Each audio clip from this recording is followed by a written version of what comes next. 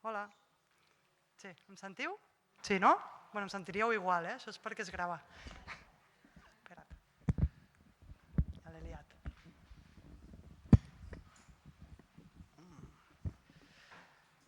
Bueno. Good afternoon, bona tarda a tothom. Good afternoon, everyone, and welcome of this current affairs event, Jornada d'actualitat, organized by Association of Urban Architects of Catalunya, l'AAUC, whom I represent, and the Catalan Society for Territorial Planning that Josep represents, Josep Wagner. Today we have the pleasure of hosting Professor Emeritus Richard Plunz, who will share his reflections on his latest book, a retrospective on 50 years of professional practice, teaching and research, published by Actar. It is truly an honor to have Richard Plunz here with us at COAC, to hear his insights on New York Global, Critical Writings and Proposal, 1970-2020. Just reading the glowing endorsement on the back cover from internationally renowned figures like Bernard Truny, Martha Goodman, Hilde Heinen, and Jean-Louis Cohen is enough to entice anyone to open the book. I must confess that the high expectations set by these endorsements are fully met chapter after chapter as the book delves into timeless subjects concerning the past, present, and future of urbanism, atemporal subjects. But this is something the members of the round table will discuss, so I won't go ahead of myself or take on a role that isn't mine to play. So let me introduce Richard Plunz. He's Professor Emeritus of Architecture, Planning and Preservation at Columbia University, where he served as chair of the Division of Architecture and director of the Post-Professional Urban Design program. He was also a faculty member at the Earth Institute, where he was the founding director of the Earth Institute Urban Design Lab. He is renowned for his extensive range of urban research, development and design projects, both nationally and internationally, with particular expertise in urban infrastructure and housing fabric. He has received the Andrew J. Thomas Pioneer in Housing Award from the American Institute of Architects for his contribution to housing research. A revised edition of his groundbreaking study, A History of Housing in New York, Columbia, 1992, was published in 2016. Plunz is the author of numerous articles, studies, and reports on urban ecology and development, including with P. Madsen, The Urban Life World, with MP Suto, Urban Climate Change Crossroads in 2020, City Reefs in 2017, and New York Global, Critical Writings and Proposals, 1970-2020, Actar 2030. Thanks, Richard Plunz, for accepting our invitation. Following Richard Plunz, as you've seen in the program, a roundtable will offer additional perspective on this book. We will be joined by Joan Busquets, Lucía Cerrada, Maria Robert, and Eugenia Vidal. I excuse the absence of Ramon Prat, the editor of the book, who called me this morning to inform me that he has a cold and a slight fever and deeply regrets not being able to join us. All of them received a copy of the book courtesy of Actar. The roundtable promised to be an intriguing blend of individuals with contemporary profiles, all partisans for better city things. Before concluding this introduction, I'd like to publicly acknowledge the seat of this event. It all came thanks to the extraordinary session on comparative urbanism in South Korea, led by Professor Marc currently residing in Seoul. As a former student of Professor Richard Plunz, he suggested this invitation, which fortunately came to fruition. Since this session is being recorded, thank you, Marc Brossa, from the other side of the wall.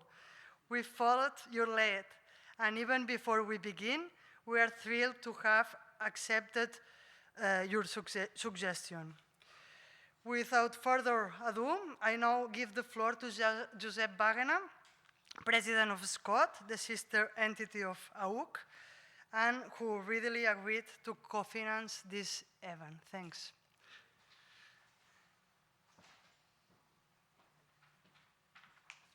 Thank you, Rosina. I wrote some words, but I will be very short. Dear Professor Plunz, thank you to be here. Colleagues from the COAC, from the AAUC, thank you for proposing to participate and share this space for dialogue. It is a pleasure to participate in this event as President of the Catalan Society of Territorial Planning, but not only of the territorial planning, but also of the organization, the cities in territory. So our purpose is just to dialogue, to debate about the territorial model, not only the urban model, but the territorial model in Catalonia. The Catalan Society of Territorial Planning is a society in charge of energizing the debate around issues related to planning, but also to the, as I said, to the organization of cities and the territory. The relationship between in the city and the territory, the concept of a scale of projects with effects on the physical and functional configuration of towns and city involves, in our opinion, complex learning that should always be conditioned by a vocation of public service. Beyond the technical issues, which are very important, certainly, planning must be understood as a public policy. And this means providing ourselves with doctrine, with political concepts that we must understand from our formative stage. I think that Francesco Indovina said, territorial planning, urban planning is a public policy technically assisted. And that I think that it is important to share with the students from the beginning to learning the profession of architect, planner, and so on and so forth. We will listen to you, Professor Plunz, very carefully, as well as to the discussions who contribute with different readings of your work. And I welcome and thank you again for sharing this space with us. And maybe, thank you.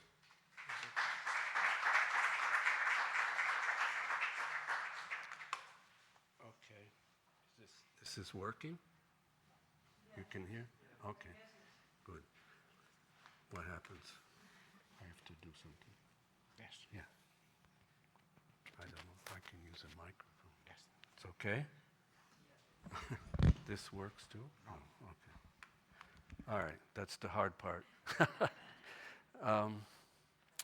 Well, thank you very much for the invitation. Fortunately, we're kind of now between New York and Italy, so Barcelona is much closer than it used to be.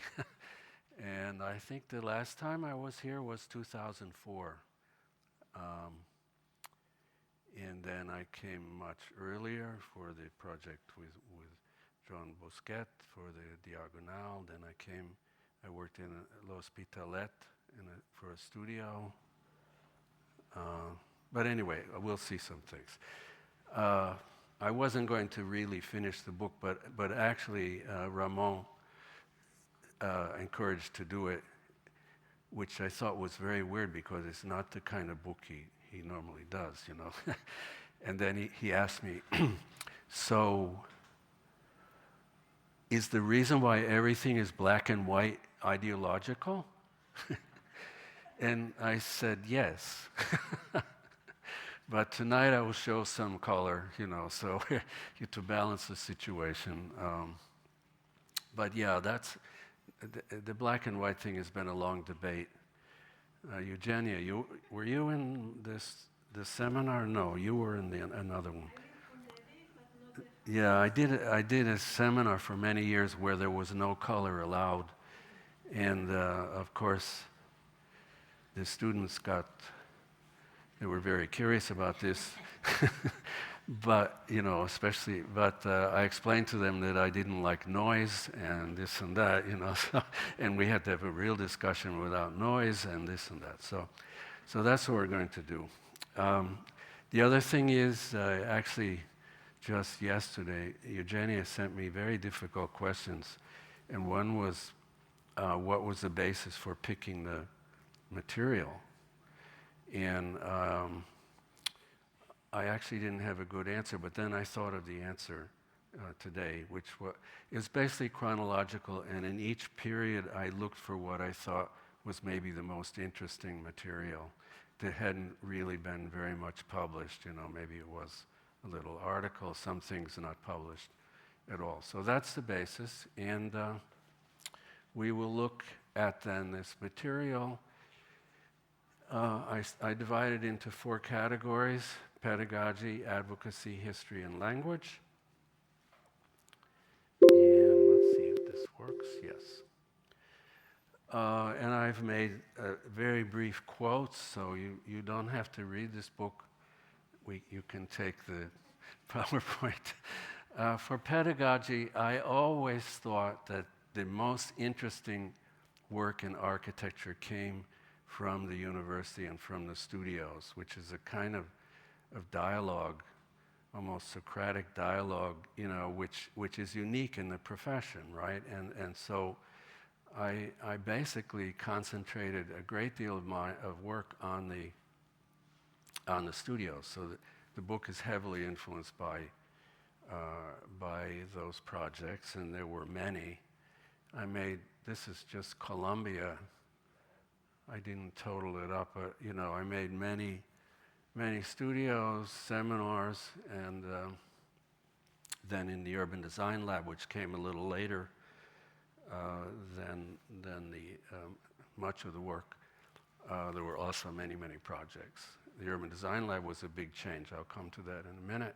I'm going to go quickly because I'm very curious about what you folks are going to have to say. I mean, I know so far I know what I think about it, but there were, at the very beginning, now this is when I was a student. I think this maybe it's of interest for your students, on Wednesday.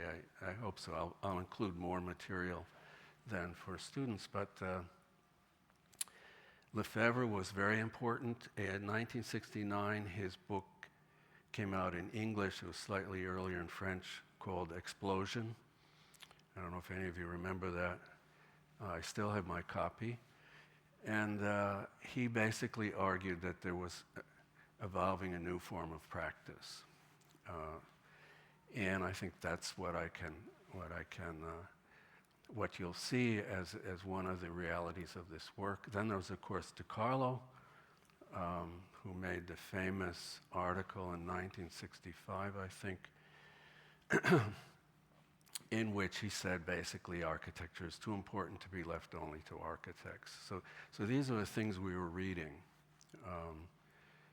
And that had to do with who participates in the process of deciding design. And then, of course, there was Tafuri in history, and he made, and for me, history is very important, of course, and I tended to sympathize at least with his idea that history is a problem, not an object, not a static thing.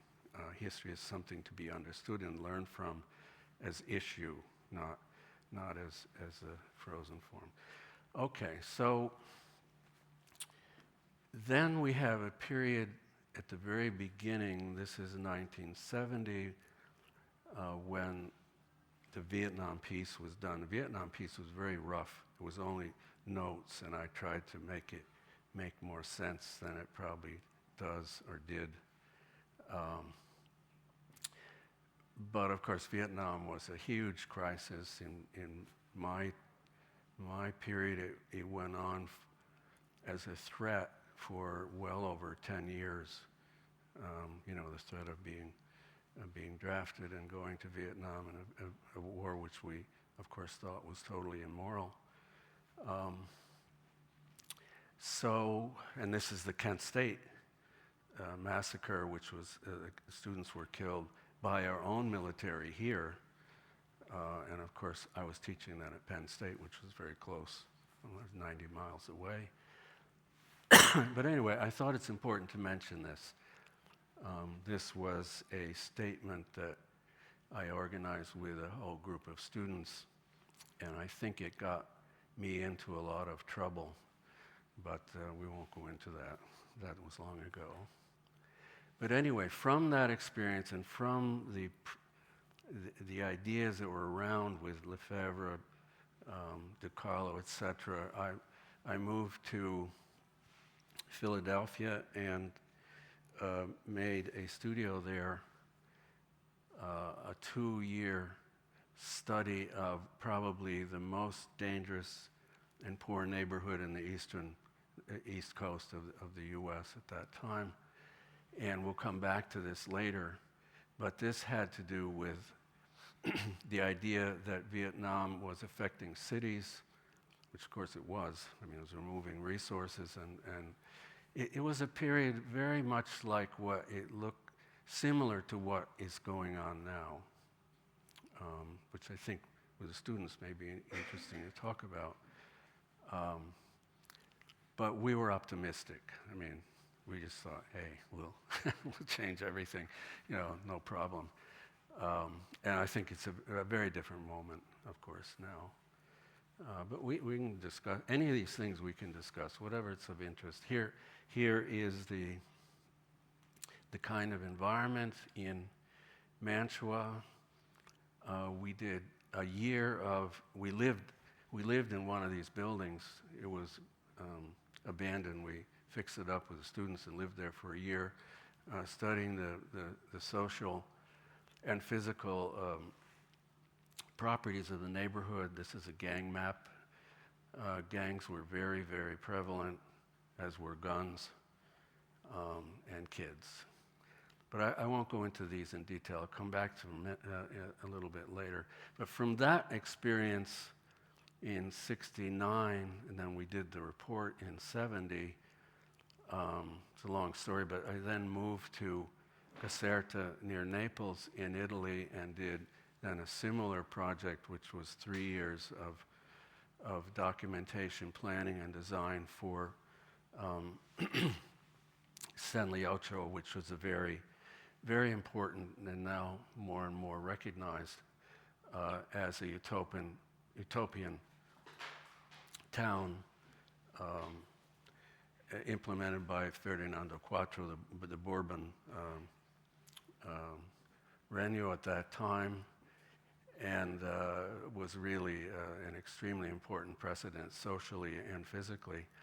And we then published that report in '73 and republished it in 2023. And I mention this project because there is the idea that nothing really stops or should stop with the research. In other words, you keep building.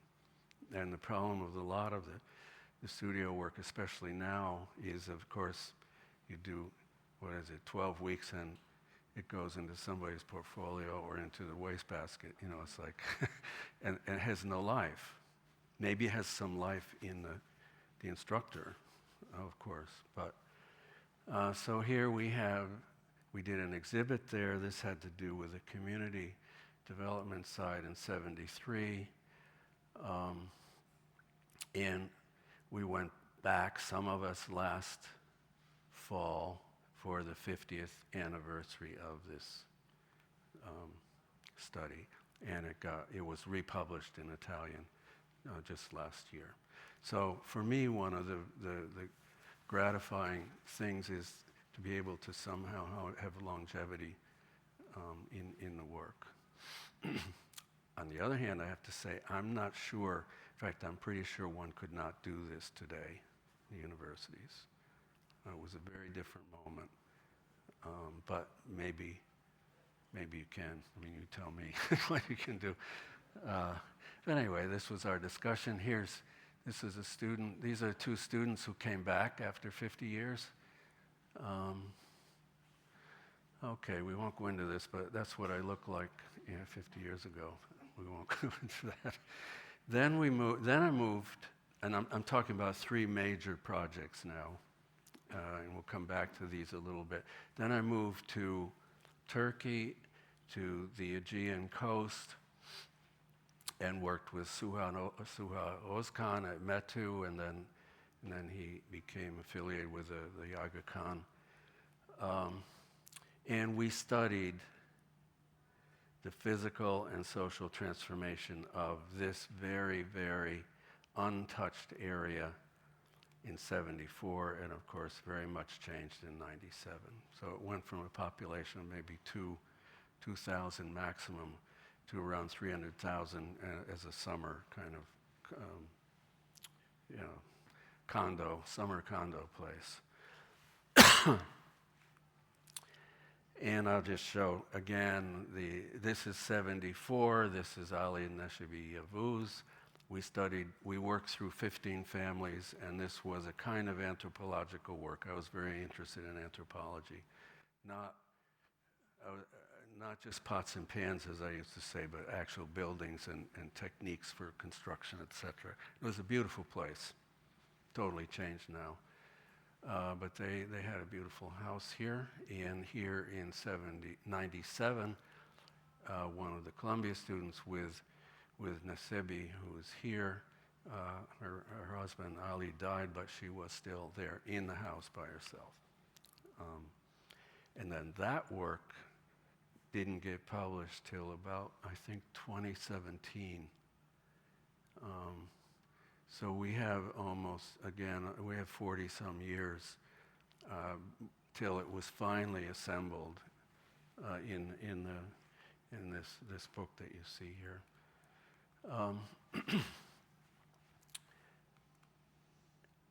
That was we'll come to the digital stuff later, but that was this was one of the other families. They had a beautiful house. This was an old tower house, hundreds of years old, that had sort of been morphed and changed. The original tower was much lower here. Wonderful spring. This is from pre-Roman period. But anyway, this was a very interesting discussion for students because it took many months to develop the graphic technique, which had nothing to do with Form Z or whatever came along with the computer stuff. So there weren't any computers. And we did succeed finally to indicate how to show soft form, stones, trees, bushes. And one could not do this today, I'm pretty sure, at least not in an architecture curriculum. So it was for me, a very interesting experience. And then I did a lot of pioneering work with computers later on. We'll come to that.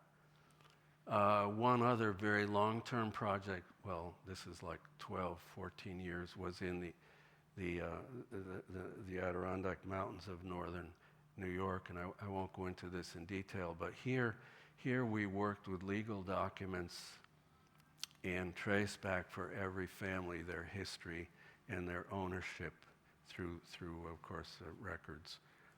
It took about a year, more than a year to do that, with a theory that somehow that kind of self-knowledge could promote interest in preservation and planning, in the community.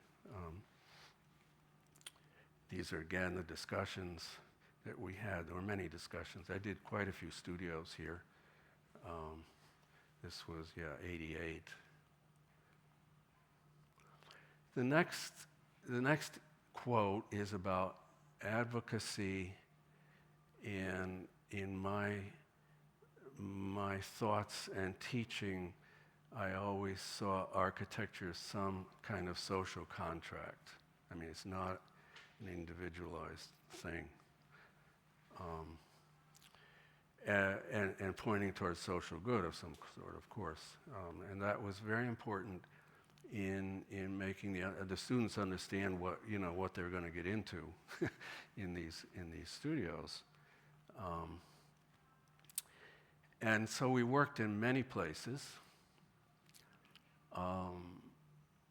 And this starts when I started to direct the urban design program in 91, 92? I don't know, I have to look it up. I brought my laptop in case you need uninteresting information. But we were very keen on a global work, which was probably a little easier. I mean, Columbia was a kind of global place. I mean, people showed up from everywhere.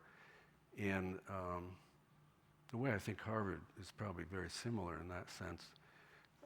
And it was very interesting to be able to cross-reference cities and events and, responses.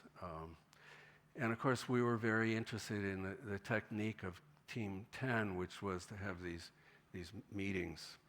This was the one in Dubrovnik, 56, and the Team 10 primer was one of the things students were very interested in. And I would show this slide and say, well, look at this. You can study urbanism and drink wine, at the same time. Eugenia, you were in one of these. So here we are in Dubrovnik, or Sarajevo. This is Dubrovnik. I'll just go quickly through these. Oops. We were in Sarajevo because of the war in Bosnia, and we tended to get asked to go places that had problems where nobody else would go. Like a professional office, they wouldn't get any money to show up in Mostar in Bosnia during the war. So Mostar was very important to me personally. I mean, this is a picture I took in '68 when I was just traveling around. And the bridge is still there. Mostar was a beautiful city, and very, very interesting ethnically because, it was coming out of New York. You had, people, you had the South Bronx going on. You had all kind of stuff happening that was very, very, that was really fraught with fear and contest. And Sarajevo had, it was a communist government, well, Tito, but, it was pretty communist. I mean, you had the Croats, you had the Bosnians, you had the Christians, the two Christians, and it seemed like a dream place. This is '98. The bridge is gone. The war is on. And for me, one of the great awakenings, let's say, was how fragile these social contracts are, in the end. And the students were extremely interested in this. We did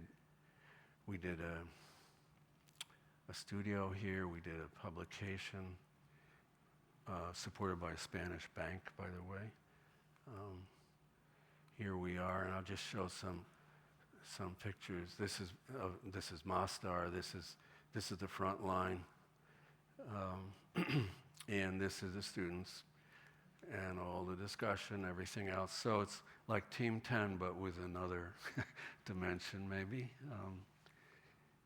Here is Caracas, 99. These are all in the urban, as we went in and started to form the urban design program at Columbia.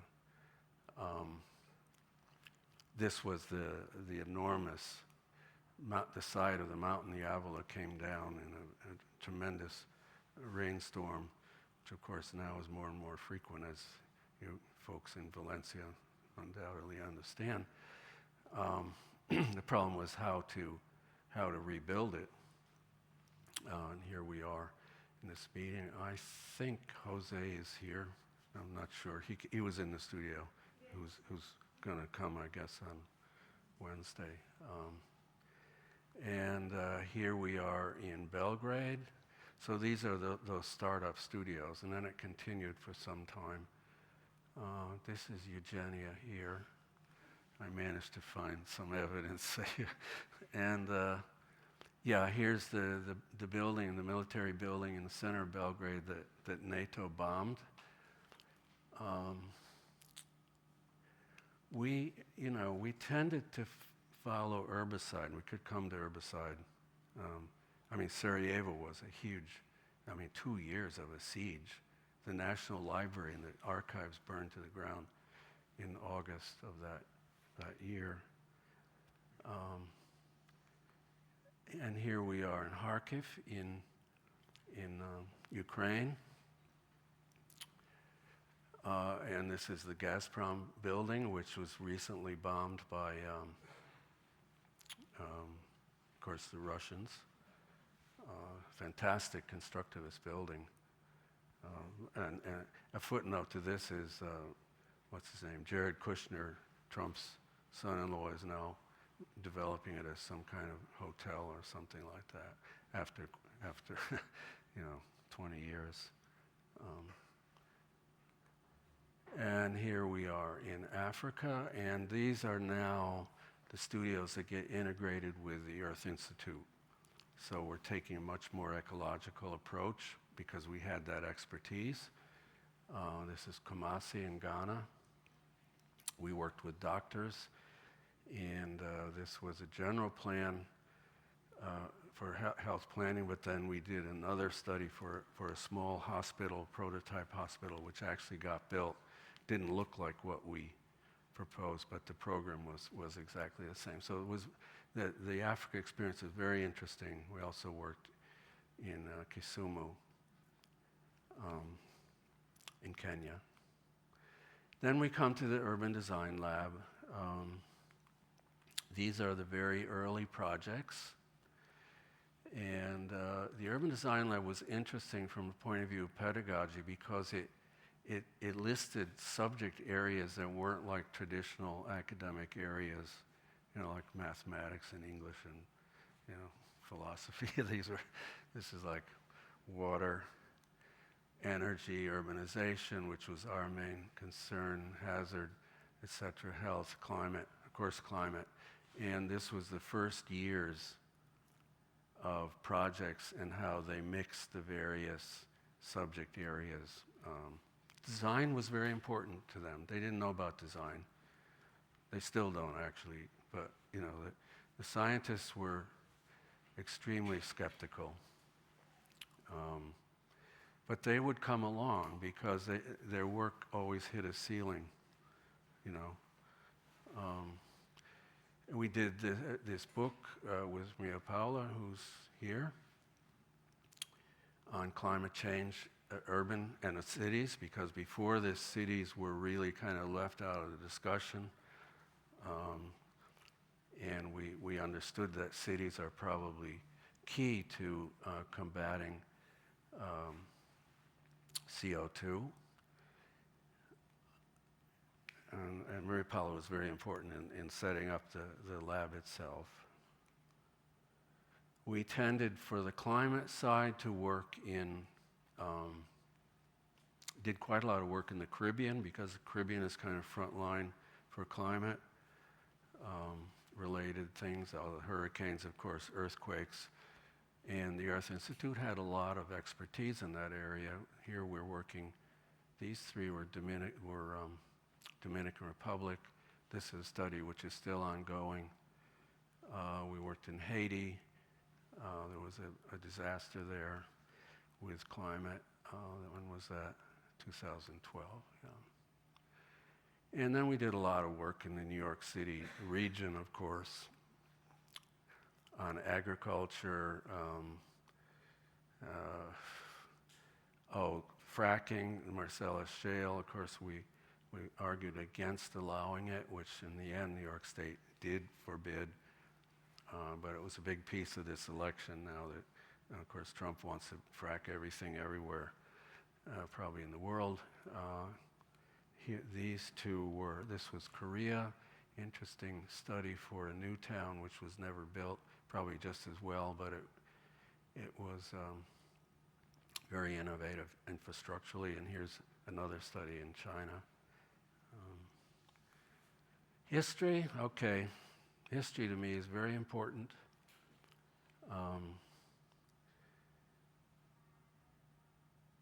Such that history, aesthetics, and behavior are somehow mixing up in new ways that are not part of the lexicon of the traditional historian, you know. And this is where I got into the black and white issue. I did many seminars in which we studied transformation of existing fabric in making new kind of analogs, and this was published in the previous book, but I mentioned that because it became for me, you know, I held out on the color stuff. Oh, the studios were all doing, you know, all the fancy stuff, but for this course I said, no way. We're not looking at balloons and birds in the sky and clouds. We're just looking at what we really want to talk about, which was how things change. And this is put together in an interesting compilation of 10 years, not all of them. But here you say, I made him make huge black and white drawings and put them on the wall so other faculty could come and see it and complain, you know, about, you know, I was making these poor students, you know, do this kind of thing. This was one of the last classes, I think. This is an early one. This is 2009. Of course, Barcelona was studied because of the interest of the grid and Cerdà and, you know, all the rule system that was set up, and especially in the Manhattan context, because we're also all about grids. But Barcelona is very different dimensionally, and I think from the point of view of how it can be transformed. I can't remember what these folks did actually, but they were interested in seeing how the typical grid could be transformed and densified in the middle, and then applied not in Barcelona but in other developed, you know, new situations, new contexts. This is the Big Apple, and I don't know what this is, but anyway, here they are also exploring more generally about how the city is, you know, expanding. And of course, personally, New York was very interesting to me, so this is a long involvement. This book took 14 years, I think. It was 1998, yeah, 14 years to develop. Some of it was done with help from seminars. It got republished recently, and it's still used. I mean, people in offices get it because they want to know, you know, so where did something happen, you know, this kind of thing, or just look at design, because for me it was very important to show plans and typologies. And that's probably one of the connections with Barcelona, but we'll talk about that, I'm sure. This was an early version, was done in French. This is what de Sola Morales then had translated, and he had the publication. What was it? Urban. You are. Yes. Yeah. You're. Exactly. And he and I, we did like grids, not as much as Juan likes. I mean, you really like grids. I mean, the expert on grids is right here. But for the Barcelona connection was very important for us. And of course, we did many other kind of studies. This is early digital work for the New York City Housing Authority, in which we studied a number of projects.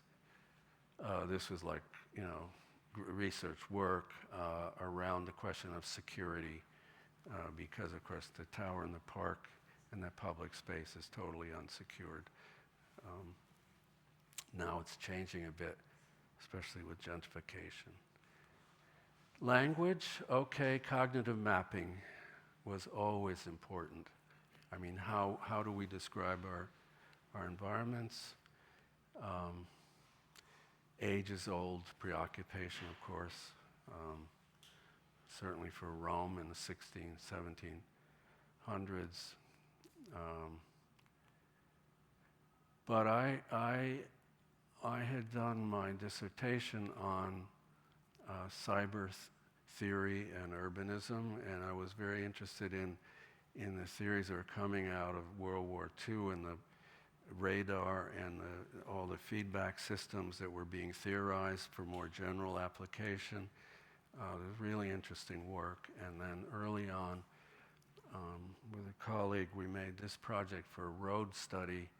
We'd actually made two, but this is one, in which we started to anticipate that there would be a way to correlate pattern with a computer digitally, except we did it by hand, which was quite an effort. And then we made transparencies, and we could see the path of least resistance for the road. They did the road. It's still pretty ugly. It shouldn't have been done. The second study they didn't do, but this one they did. But this is 67, so very, you're just kind of a student and starting to try to fool around with things. And then this is the Bantua study, in which we had developed a digital model, agent-based, what would be called agent-based today, in which you could correlate spatial characteristics, do the algorithms between the basic social data and its implications with, transformed into intermediate language, and then finally, that was a very long study, and then finally you arrive at, in this case, locations where we recommended where to put infill housing, basically, to have the maximum impact. So that's that. Then this is the first digital studio at Columbia, although Bernard never really agreed that it was first. This was 91. The computer folks at Columbia developed a dynamic model which was totally unique. Then Form Z came along, or one of those things where it was all, converted into more easily used software. The students had to plot every single point. Once you had the points, you could see how they interacted, sort of like the Mantua study. And this was for, again, now very much different, but at that point a very, very difficult neighborhood in the South Bronx.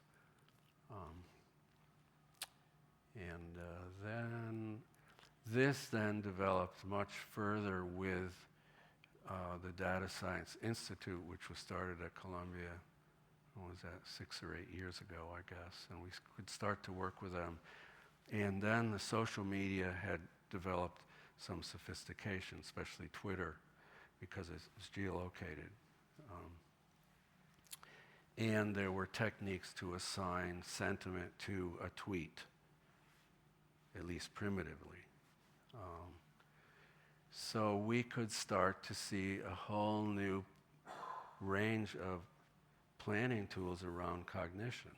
And in fact, you could actually see on a real-time basis where people were moving in a space. You could never do that before in the history of whatever, right? So these things became really important to us because we could see real-time movement and real-time cognition in terms of the sentiment.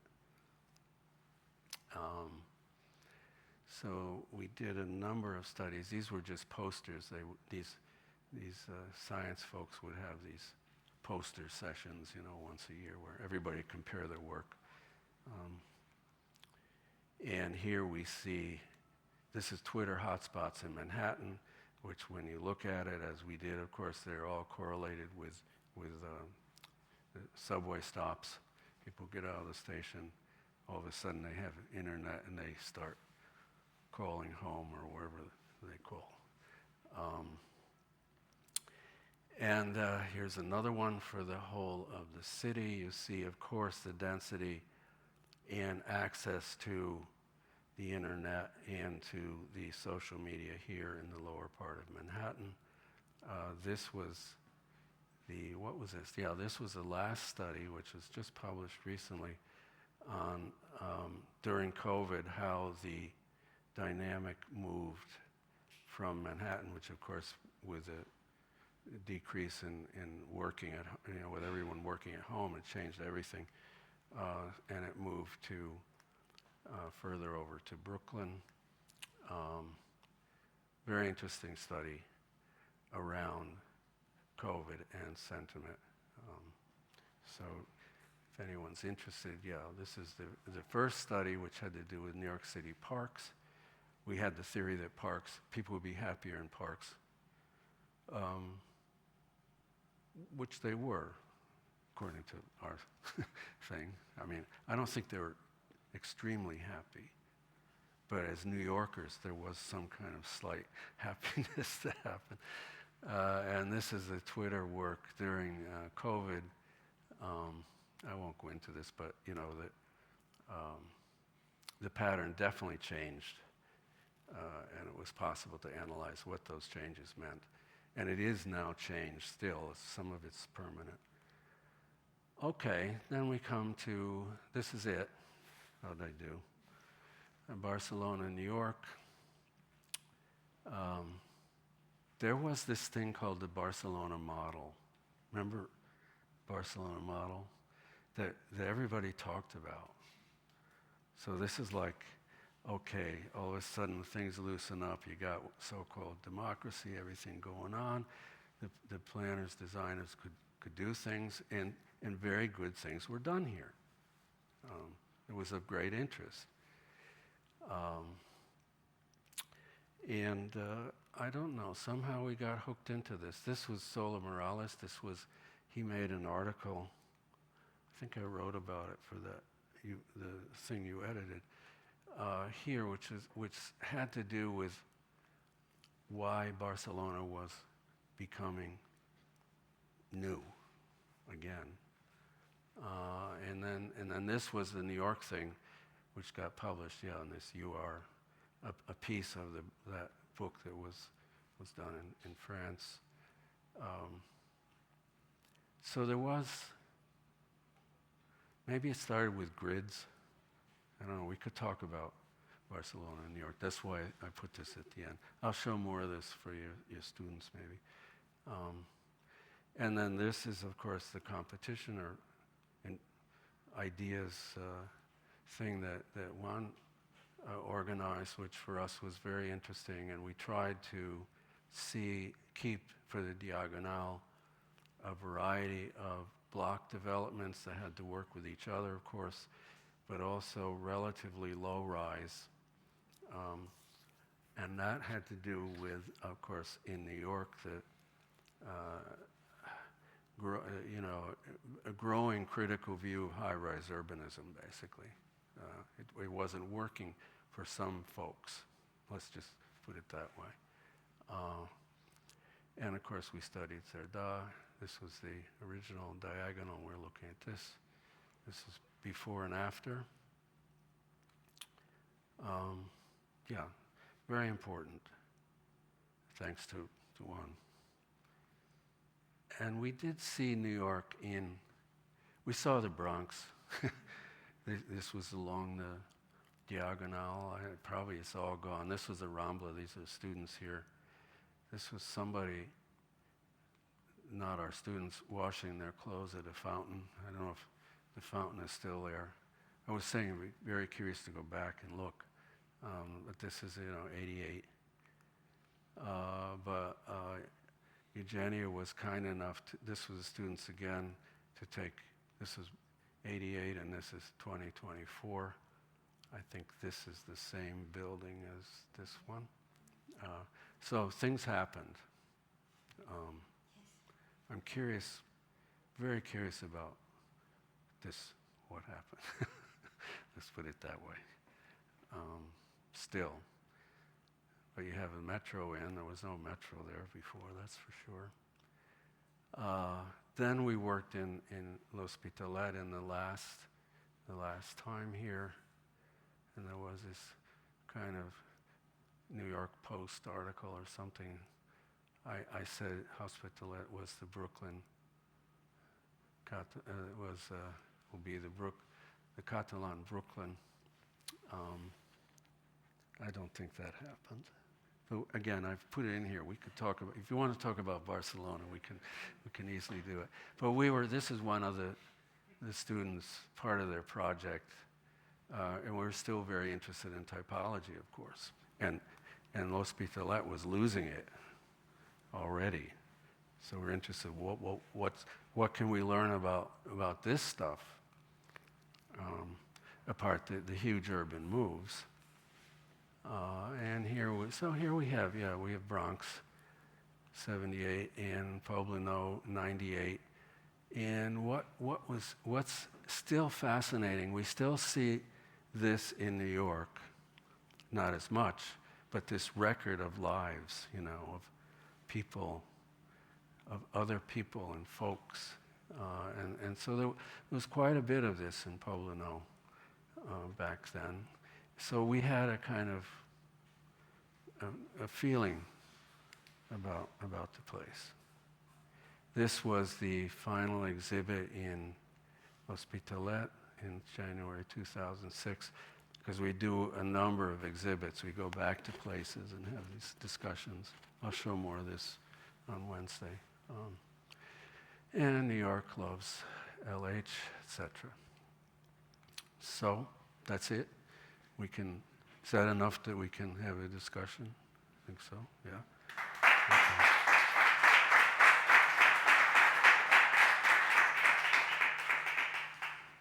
Commonplace, very important. But it's naive, of course. Okay, is that it? Yeah. I can turn this. This doesn't turn off, okay. Maybe you still want this, I don't know. If you want to sit Yeah, okay. This. You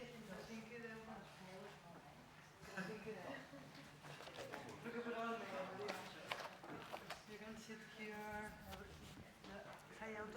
You want? Do we need this? I don't know. And if you want to start. We should keep it, maybe. No, okay, that's your job.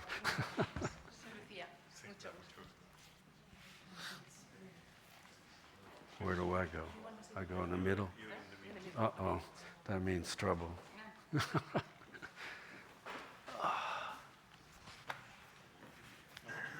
I don't need this, right? Do I need this thing? You don't have it.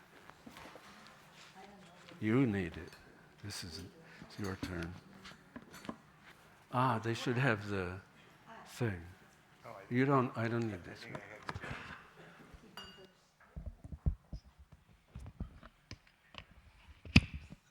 Okay. Aquí no es veu, això. Sí, però s'ha de veure allà, no? Sí.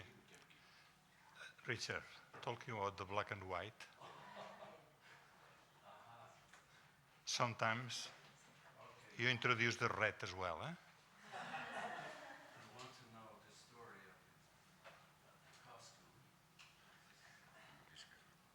The story of this, we have a very good friend, artist in New York, Doris, who taught for many, many years at Fashion Institute of Technology, not an architect, but we were having a discussion fairly recently, and she was talking about fabrics, and I say, well, because she designed, clothing. And I say, well, wait a minute, I'm doing fabrics too.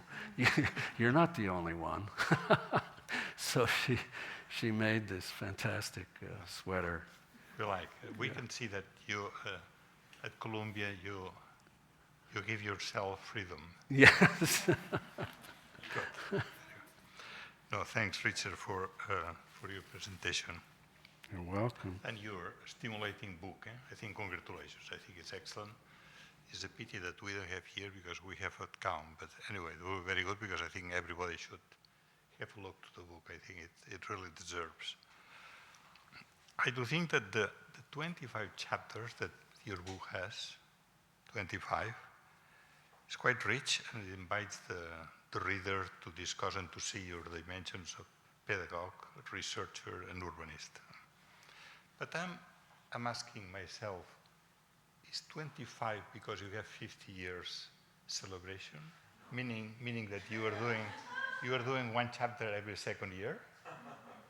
It's a good production, by the way. I hadn't thought of it. I didn't realize there were 25 chapters. Yeah, but anyway, but others check it. Yeah, well, that's good to know. So, Very good. No, I think let's talk about that.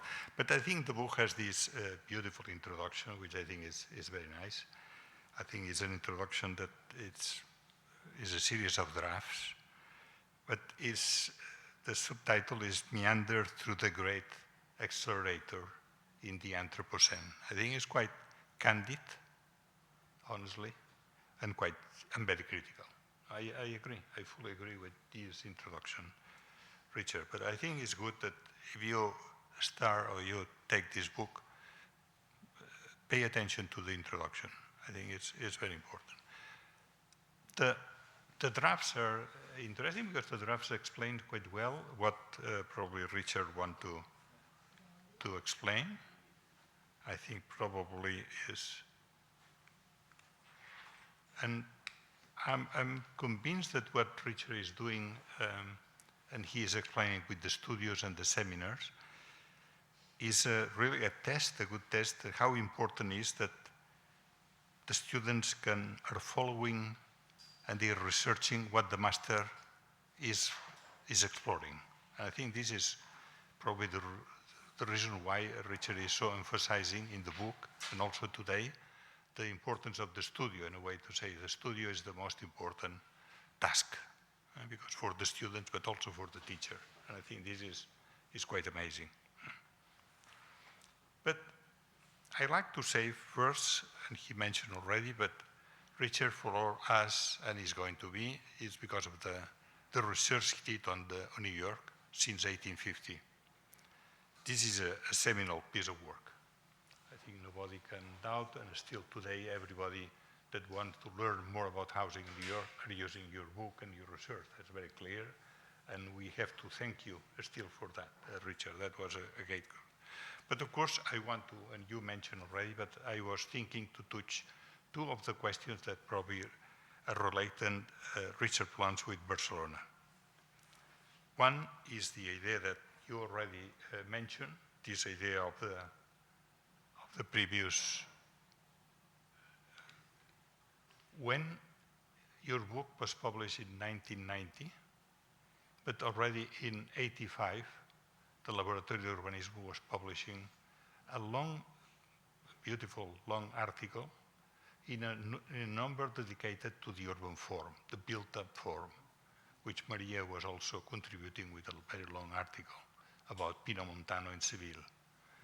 That's quite nice, because that means also that, as you said, that this connection Barcelona-New York is in the culture, the urban culture of New York, that is very much Columbia, and the heads up in Barcelona was connections through the persons and through the research, and admiring the research of the others, sharing that, and I think that was, quite exceptional in this book.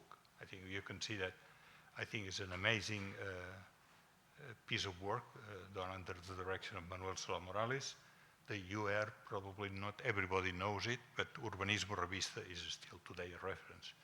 I don't know, if you look at still today, you can see how beautiful these issues are. In a way, I recommend to the young people, pay attention to this magazine. Unfortunately, it's not any longer is an archive, but these articles are still very useful today.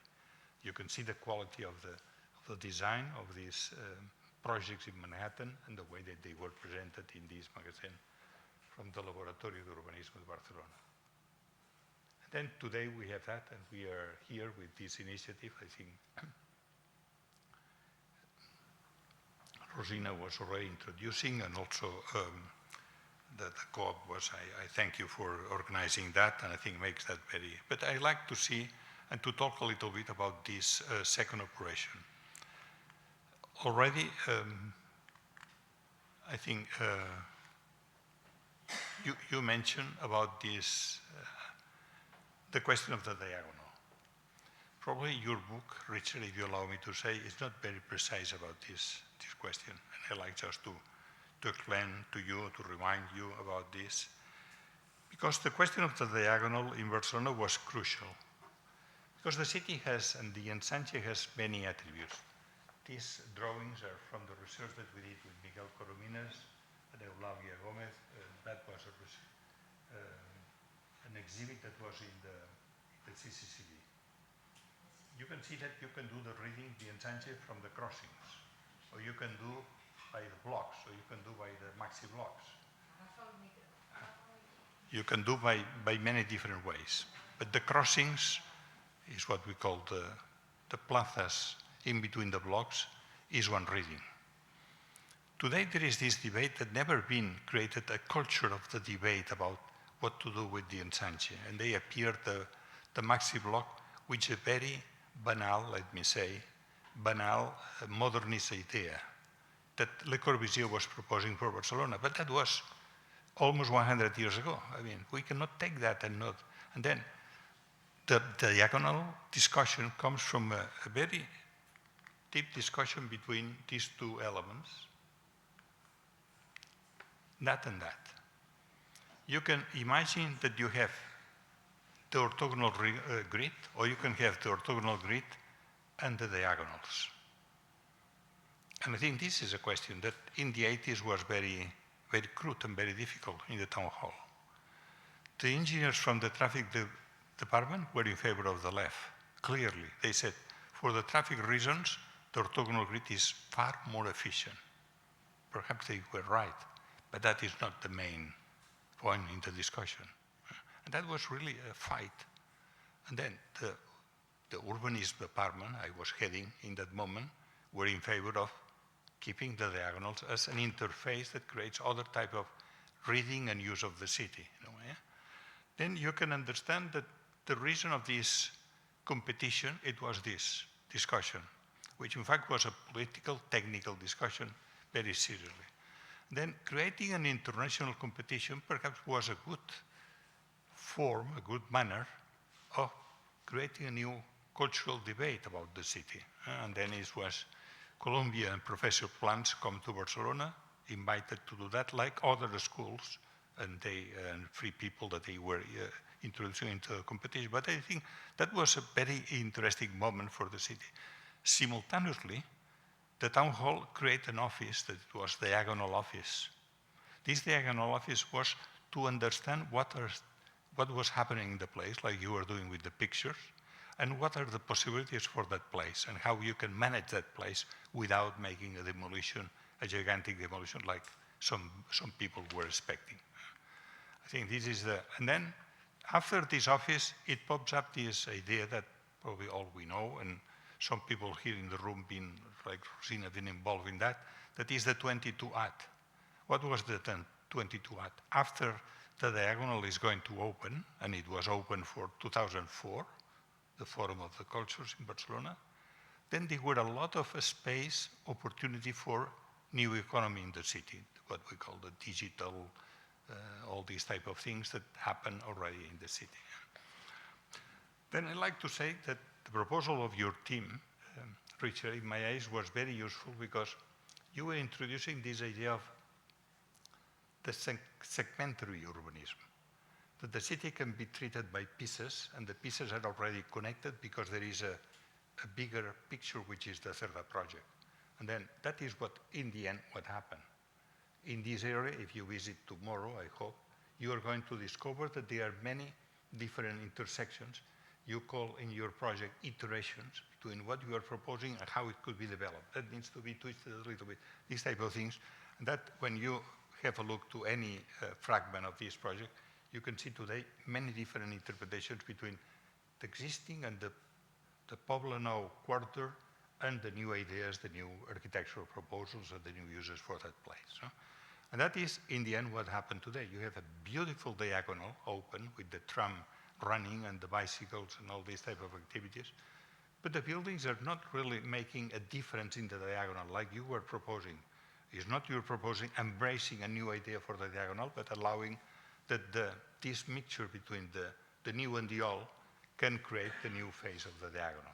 In a way, that is what was my observations.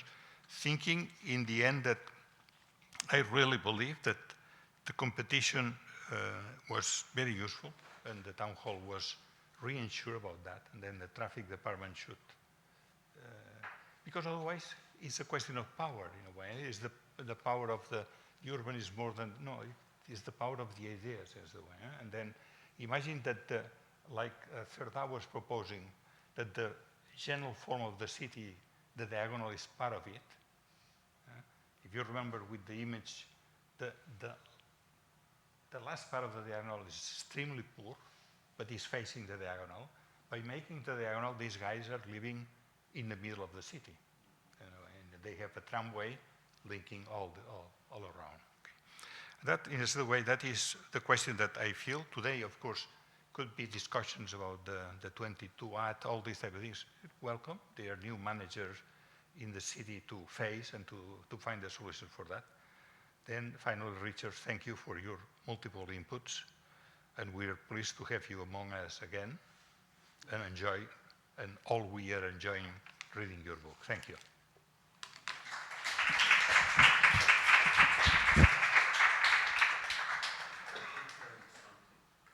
I say something?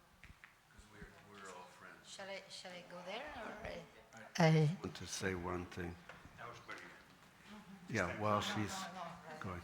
So, you know, New York City wanted a diagonal in the end of the 19th century, and they couldn't manage it because there was already the grid, and the real estate, of course, industry was too involved with, I mean, who would remove any saleable land from the lots. And this was one of our interests too, with New York. I mean, there was an interesting thing about typology, building grids, which I'm sure you understand much better than I do. But for New York, you know, in Barcelona, first of all, the grid was different. We had half of your grid. So the question for us was, well, what does this big grid mean, you know? It's a little like Berlin. Berlin is somewhat similar. But then there was the diagonal, and the politicians wanted the diagonal because Rome had diagonals. They weren't so interested in Barcelona, I think, but you know, the imperial idea of the city and big avenues and all that. So in the end of the 1900s, this was a very popular idea, but not with the business people. That was not good.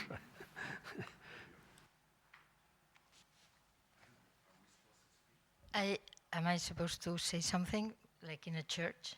No, I feel a bit like here, from here. So, it's okay. You prefer me to sit? Okay. Shall I sit? Shall I sit? Okay, I'll sit. Then, okay. I really enjoyed your book, I have to say, and I thank you because it I don't like to look pretentious, but it refreshed many things that I think some of them I have read from you and from other people. And on the other hand, it makes you think and it pushes you a bit further, no? I don't remember where, you say it's a praise for the urbanism of accumulation rather than reduction. And I think that's a great idea, no? We agree. I especially agree with most of the things you say. And I think you have an attitude of being extremely critic with things that we are not used here. We try to be more soft. And the way you say towers in the park are an error. But on the other hand, your first book is a book that explains what New York is today. I mean, you cannot understand, I think, the variety, the strength, the energy, and also the social mixture that New York is, especially Manhattan, without reading your first book that I bought in French. I don't know why, but I have it in French. There's a reason, I imagine, no? I think some French don't know. Oh, no, it was Pierre Manarga or something like that. Leuven, Marcel, his friend who was publishing, Mardaga. Yeah. But And that's interesting, because Yeah. I myself didn't understand why, especially the French would be interested in I think it's. huh? What's that? Okay. I think the whole maybe I book, should and it's stop. interesting for Barcelona people, is that there is this bias Richard has. That's a praise. You say praise, elogio. Elogio is praise. Praise for diversity, for density and propinquity. No, and that we know about this in Barcelona, and we fight for this. So it's interesting because this trespasses the whole, this mixture, and I think that's beautiful about the book, that mixes academia, the theory, with the praxis, and then you see what he's talking about. That has to do with a mixture with ideas, with observations, I would say. Observations of someone who has a special eye for the commonplace, mixed with history, never direct, but there is always history in the back. And then there is this idea that the atelier, the workshop, can trigger and go fast, go further, and can maybe propose. No, we are here to tener compromiso, to be there to make the city better. No, and on the other hand, I think Richard is like who was the name? Marco Polo when he talks to Kublai Khan and he says, "Look, I'm talking always about Venice. All these different cities are always Venice." No, so there is invisible cities, and I don't know how many, but it's always your city who's behind your way of exploring the world. All these cities you have been showing us, I think you look at them through 35. You look at them through this theory, no? Exactly. That's what we do. That's what we do. We look at things from our perspective, and the perspective is what you see. And it's interesting, and that's what connects to you. That's this idea of looking carefully at the ordinary. I don't know if the word is correct. The ordinary housing, the houses that make, I don't know, 6,000 people living this social housing, and that's what makes Manhattan what it is even today. There is this huge gentrification of the center, but that's what you explain. And I also enjoy, I have to say, I'm finishing, but I also enjoy all the things that the book explains. Oh, I just saw the Trump documentary, and you explained how Roy Cohn and Trump managed to flip the tax. That's really interesting. 83. Yeah. Nothing changed. Nothing changed. Mm-hmm. And, well, I'd like to make he's giving a huge critics of Koolhaas, and I think we that have been so elogiosos of him, if you look it through his eyes, you'll see it a different way. And not saying that it's not one of the best books written for New York, but yes, there is another perspective. And reading your book, I look at the one I bought, and I thought maybe I have you in between the books that have been more crucial for me, because I have been living in New York for a while. And the books that were next to you were, and I go ahead, I tell them, Marshall Berman, All That Solid Melts into Air, The Power Broker, 1974, by Robert Caro, On the Rise, Architecture and Design in Postmodern Age, by Paul Goldberger, Carol Krinsky, who was a friend of my brother, Rockefeller Center, Ada Louise Huxtable, who I had the honor to meet her and become a bit friends with her, Goodbye History, Hello Hamburger, a great title, I think, Richard Plunz, A History of Housing in New York, and Kenneth Jackson, History of New York. So I am, I thought you were there because I think your books and your way of seeing the city and honoring New York, that here it mixes with your work as a teacher, needs to be in this shelf of 10 or 12 books that make New York what it is. Thank you.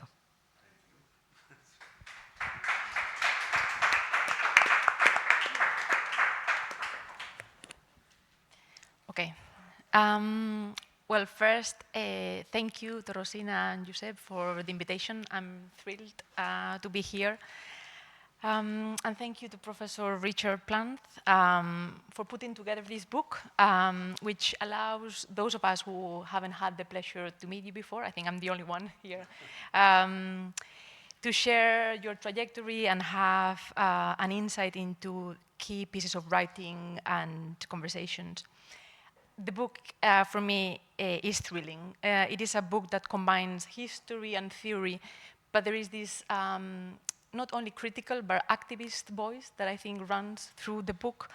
And it is a book that has spoken to my core, my complaints and frustrations, and I think probably most of the architects of my generation, with the practice and also probably with the institutions that sort of shaped us as professionals.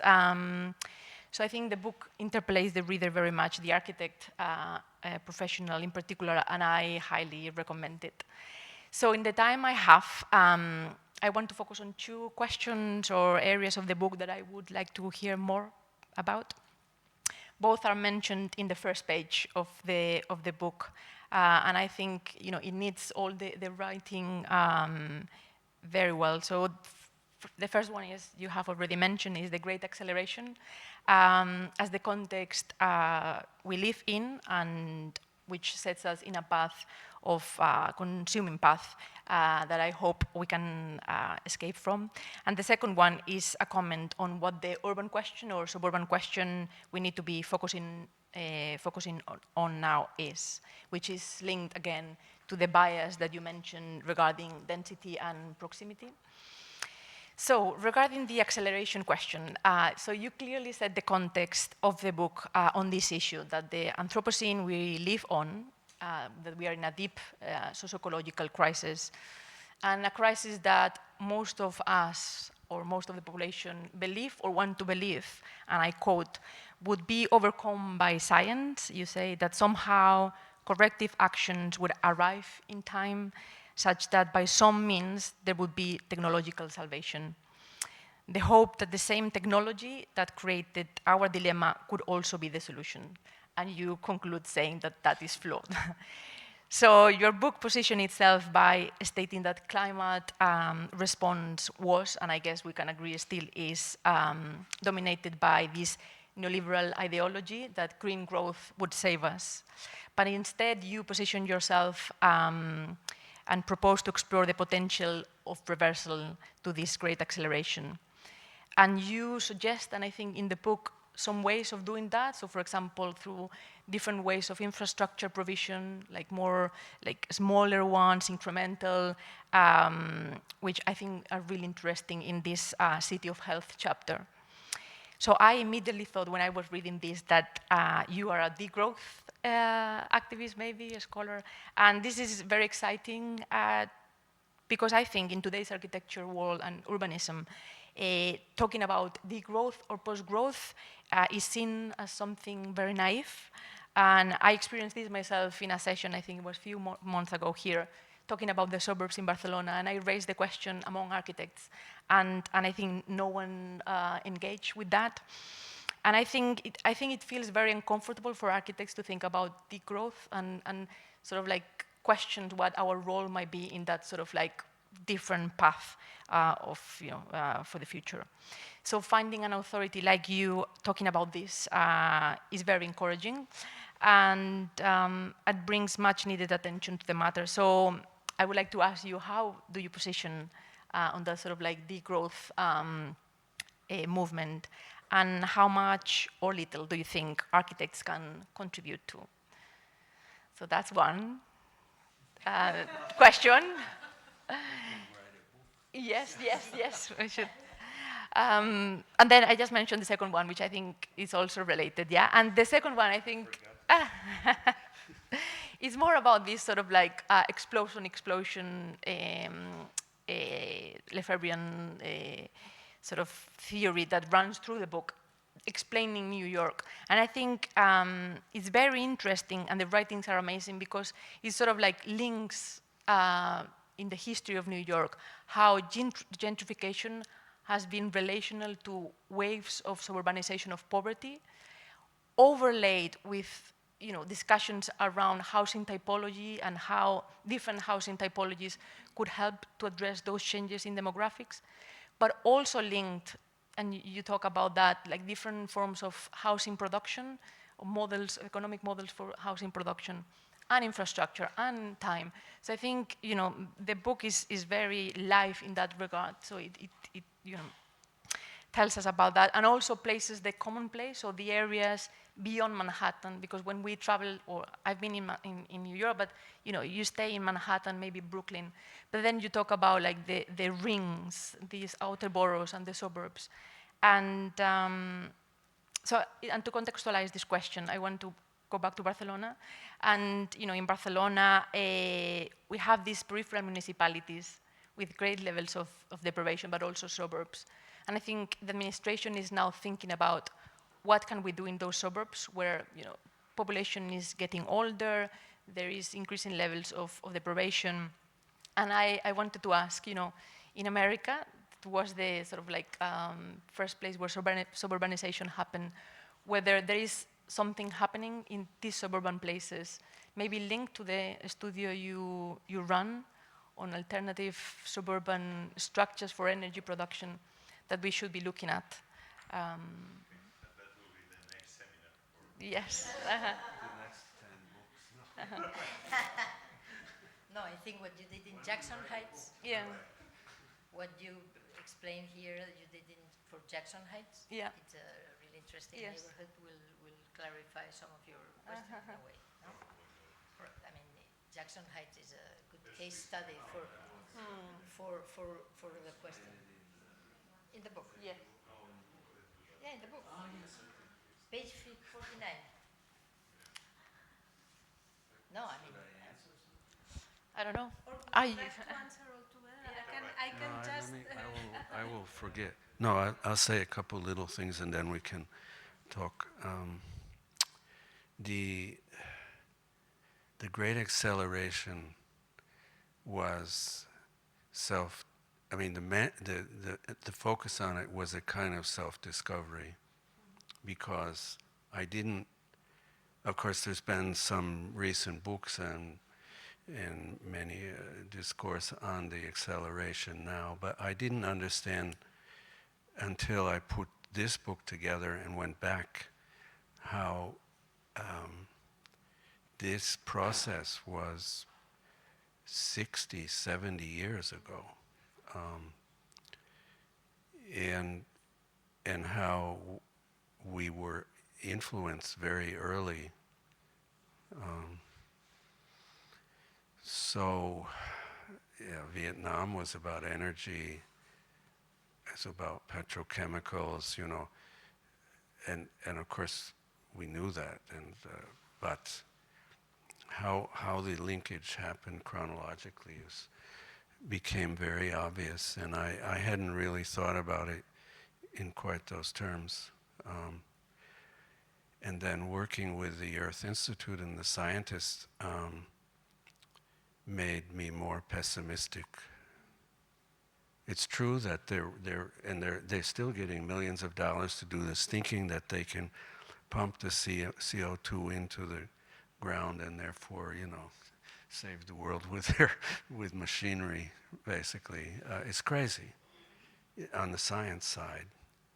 And the activists who have a big social connections to this question are very much not empowered, and I'm afraid with the new administration, it's looking not at all positive. We'll see, but so the acceleration, yes, and the politics of it all, yes. And Roy Cohn and Mr. Trump in 1983 stealing $20 million, which in today's money is probably around 180, I think, away from social housing. So, and that was kind of an accident that got in there, but when I saw it, I say, this has to be included. What else was it? Something. Urban question now. There was a suburban question. Oh, the suburban. But there's a very interesting study which I cited, which had just come out from Berkeley, with very clear numbers, that density is equated with reduced CO2. Absolutely. Exactly. Now, our politics has to do with total lack of recognition of anything of that sort, because the political base, I think it was in 1995, I don't know if I mentioned this in the book, but we switched from urban, rural to suburban majority, and that's where we are with the politics. So how do you put that politics together with density is a tough one. So, I don't know. Yes. You should keep going. Oh, I would like to start thanking you for the book, the presentation, and for coming to Barcelona. And I would like to thank Rosina and Marc as well for the idea and for the organization. Thank you very much.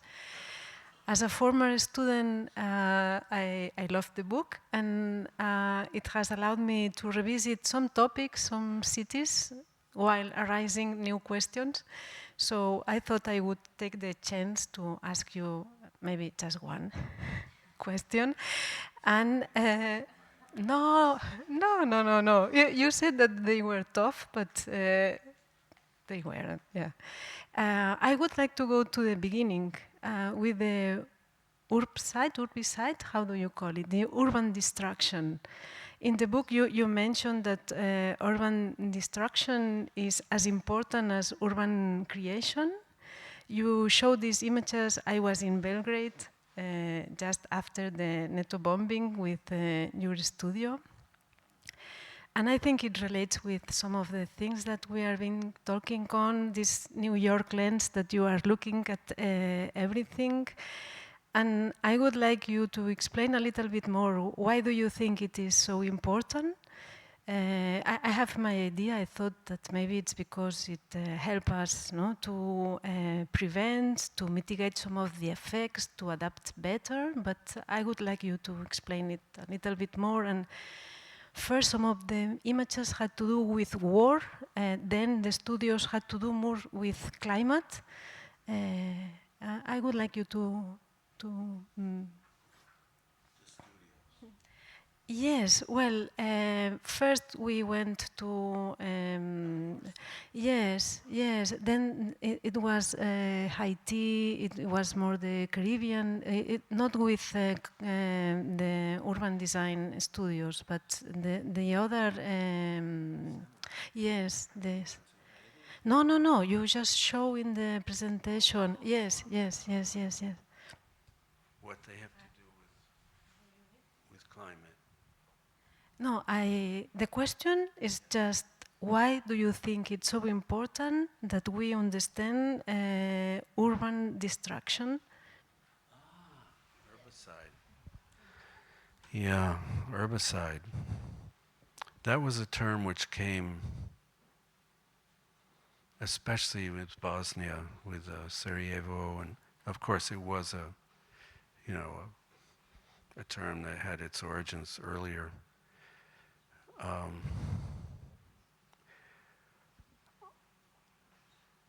I think the question of deconstruction and reconstruction will be even more important going forward for design, no? And part of the deconstruction has to do with increasing problems of war, immigration. I mean, there's huge stress in cities in which there has to be reconfigurations, you know. So I think that's the basic question.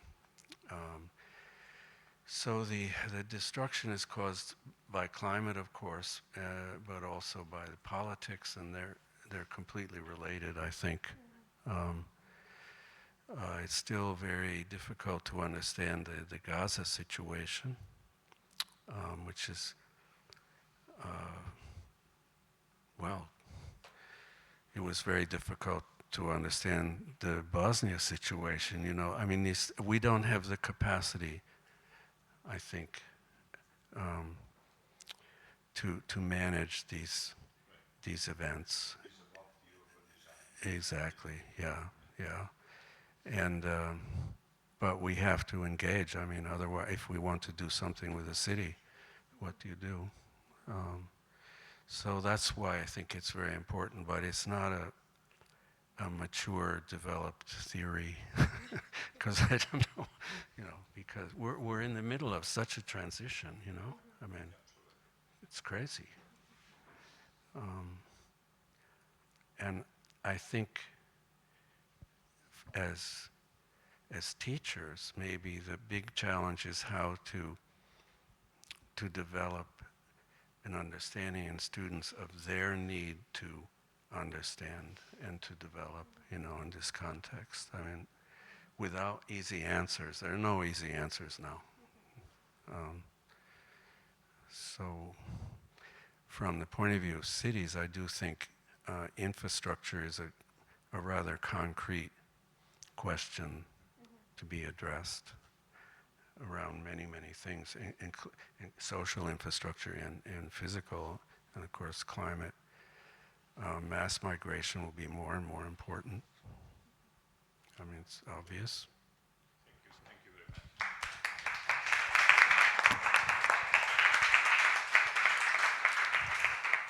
much. Thank you.